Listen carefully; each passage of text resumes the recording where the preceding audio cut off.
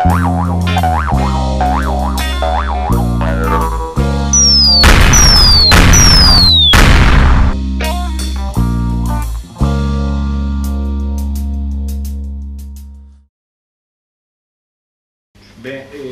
ara sí que toca parlar de la Generalitat, amb la qual cosa parlaré de la Generalitat i no parlaré de l'Ajuntament.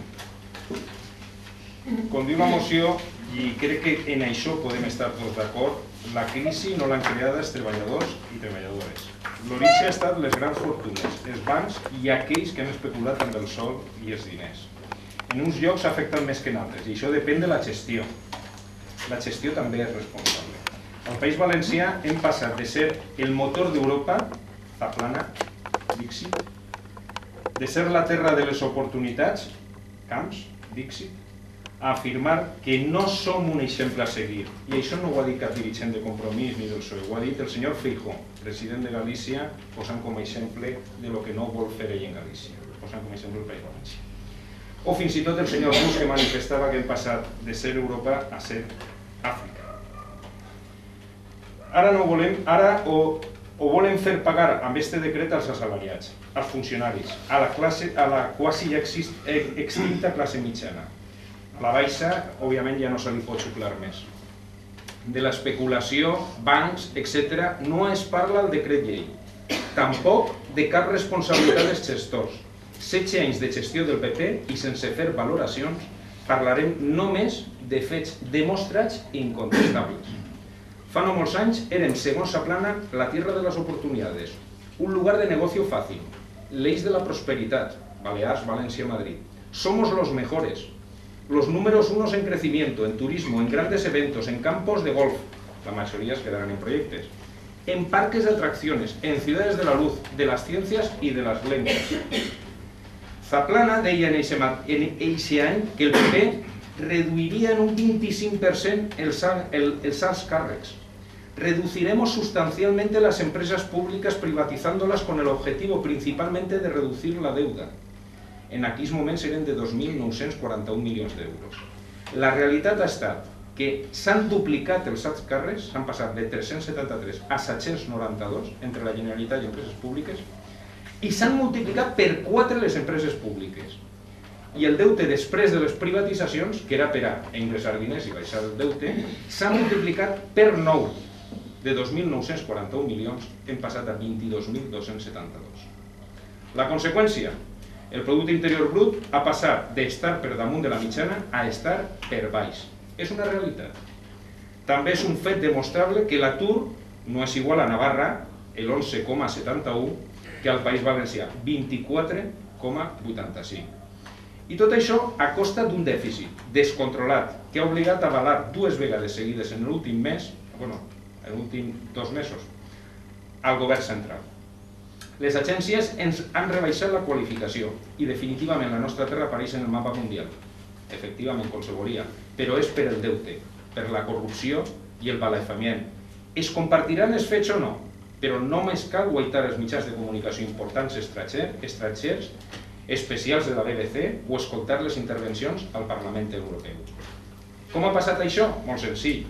Així tenim un aeroport, Castelló, sense avions, però amb furons i falcons, amb personal i un director que cobra més que el president de la Generalitat. Estem parlant d'un aeroport sense avions i el director cobra més que el president de la Generalitat. Serà per la càrrega de feina? Recordem que un any després de la seva inauguració, després d'estar inaugurat, el volum de passatgers és de 0. Això sí, amb centenars de milers d'euros anuals de manteniment.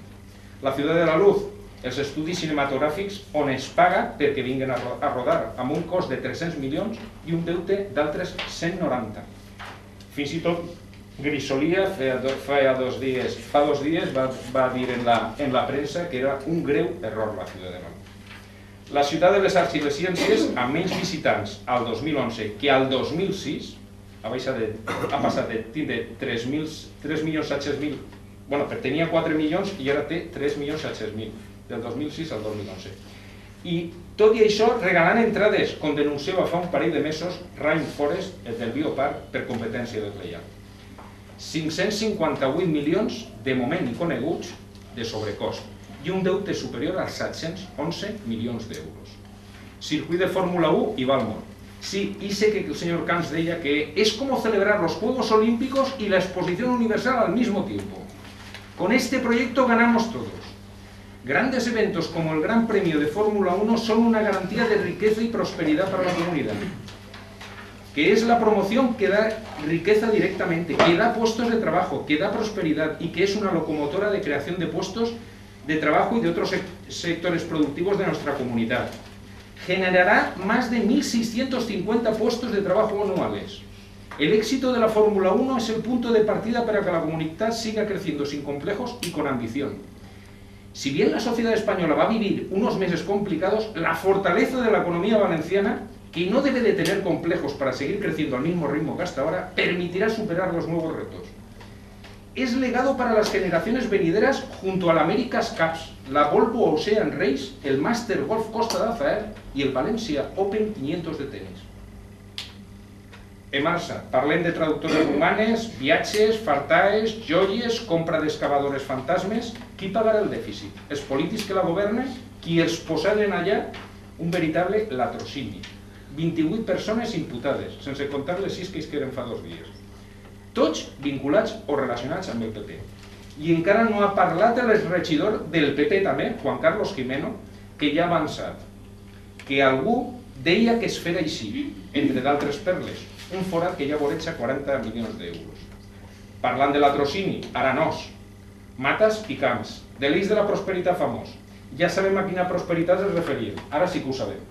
No hi ha dubte, amb la imatge del País Valencià, no sols a Espanya, sinó a Europa, i dirien que al món civilitzat, òbviament, ningú millor per ser el nostre ambaixador honorari que el senyor Matas. És el millor reflexe d'en què s'ha convertit la Generalitat Valenciana amb el govern del PP. Minúcies com que la Conselleria de Sanitat paga 336.000 euros a una empresa de la família del señor Cotino por un parking, el de l'Hospital Dr. Peset, que no construyó, la empresa era Sedesa, no l'esmentaré. Com tampoc del gran èxit de carregar-se el sistema financer valencià, Banc de València, la CAM i Bancaixa, capitanitzats per l'expresident José Luis Olivas, expresident de la Generalitat del PP. Més de 100 anys d'història desapareguts i no en un tema baladí. Per no allargar-me no entrarem en Brugals, Copa Amèrica, Marina d'Or, Mundo Ilusión, la cita del Papa, la Valencian International University, viu, pels amics, la Volvo Ocean Race, la Ciudad de las Lenguas, la especulació del Cabanyal, la sal en la zona de la Punta, el Manhattan de Cullera, el parque temático del Ferrari, la Ciudad del Motor, el Plan Rabassa d'Alicante, la Torre de la Música, la seu de la UEFA en el Parc de Capçalera, ni de Carlos Fabra de Castelló, ni de Gürtel. I pare que no em canse. I acabaré amb manifestacions molt actuals dels dirigents del PP. Si has vist, no he dit res del que ha dit Compromís ni PSOE, estic parlant només de declaracions del PP i dels números que s'han pogut treure oficials. Antonio Clemente, secretari general del PP, ha dit que el gobierno, digué fa només uns mesos, el gobierno valenciano es el de la bajada de los impuestos. Estem parlant del decret de Generalitat que ha pujat els impostos. El conseller d'Hisenda, José Manuel Vela, la vía para salir de la crisis es no subir para nada los impuestos, con el fin de recuperar el consumo y la inversión. La Generalitat y el Consell no tienen ninguna intención de recortar ninguna retribución a ningún funcionario público. Bajar las retribuciones de los funcionarios sería lo último que haría como conseller de Hisenda. Una medida que ya adoptó el gobierno socialista y que para mí es un atraco. Para mí no, lo que manifestaba el señor Vela. Es decir, que lo que era una mesura antirrecuperació econòmica, lo que era una aposta clara i que fins i tot era un atraco, és el que ha fet el senyor Vela. I qui fa atracos és un atracador. El actual portaveu d'Economia del PP, el senyor Ricardo Costa, el 24 de novembre manifestà: en primero de carreras económicas yo estudié que las subidas de impuestos en un contexto de depresión económica lo único que hacen es ralentizar la actividad económica y hacer que se pierdan puestos de trabajo. Ricardo Costa. Alberto Fabra, presidente de la Generalitat, el 6 de octubre. No subiré los impuestos. El dinero lo han de tener los ciudadanos y las empresas. No se va a reducir el sueldo a los funcionarios. En resumen, si la crisi no l'han creada els treballadors Si la gestió pública que ens ha dut a agreujar considerablement la crisi al nostre territori ha estat la que ha estat, 16 anys de PP, si damunt els mateixos dirigents populars ens diuen que pujar impostos i rebaixar salaris és un atracament i que ralentitzarà l'economia i es perdran llocs de treball, aquesta moció hauria de ser, sens dubte, aprovada per unanimitat i fins i tot amb aplaudiments per part de totes les forces que estem així. Cal retirar el decret que ens atraca, i no ho dic jo, ho diu el senyor Vela, que ens fa perdre llocs de treball i que ralentitzarà definitivament l'economia.